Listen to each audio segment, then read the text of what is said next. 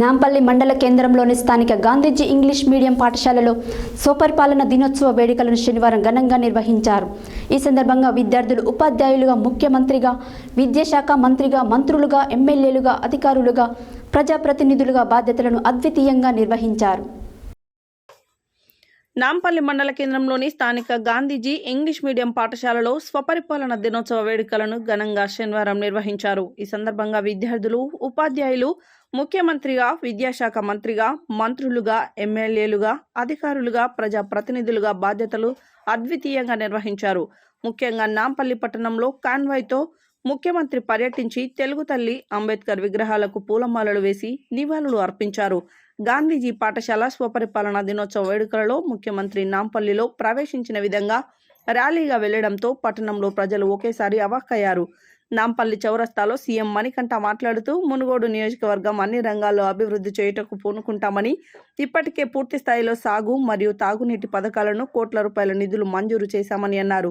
ముఖ్యమంత్రి ప్రసంగం జరుగుతున్న సమయంలోనే విపక్షాలైన BJP, CPI, BRS, CPM party కార్యకర్తలు, నాయకులు చెర్లగూడెం ప్రాజెక్టును త్వరగా పూర్తి చేయాలని, నాంపల్లిలో డిగ్రీ కళాశాల, బస్ డిపో, పాలిటెక్నిక్ కళాశాలల రెవెన్యూ డివిజన్లను ఏర్పాటు చేయాలని, 2 లక్షల రైతు రుణమాఫీని వెంటనే అమలు చేయాలని, ప్రభుత్వం 6 గ్యారంటీలను తక్షణమే అమలు చేయాలని, బంగారిగడ్డ నుండి నాంపల్లి మీదుగా మల్లెపల్లి వరకు డబుల్ రోడ్డును నిర్మించాలని డిమాండ్ చేశారు. అనంతరం ప్రతిభ కనబరిచిన విద్యార్థులకు బహుమతులు ప్రదానం చేశారు. ఈ కార్యక్రమంలో గాంధీజీ విద్యా సంస్థల చైర్మన్, ట్రాస్మా జిల్లా అధ్యక్షులు డాక్టర్ కోడి శ్రీనివాసులు, డైరెక్టర్స్ కర్నాటి నాగరాజు, సిరికొండ వెంకన్నలు, ప్రిన్సిపల్ బందనాదం సురేష్, ఉపాధ్యాయులు మరియు విద్యార్థులు పాల్గొన్నారు.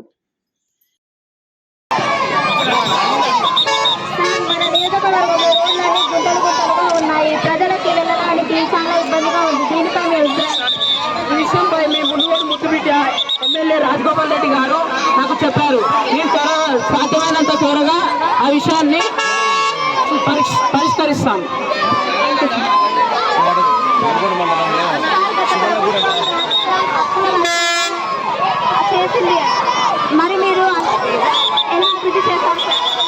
సాధ్యమైనంత త్వరగా మేము వివిధ పరిశ్రమలను పెట్టి రాష్ట్రాన్ని అభివృద్ధి చేస్తాము.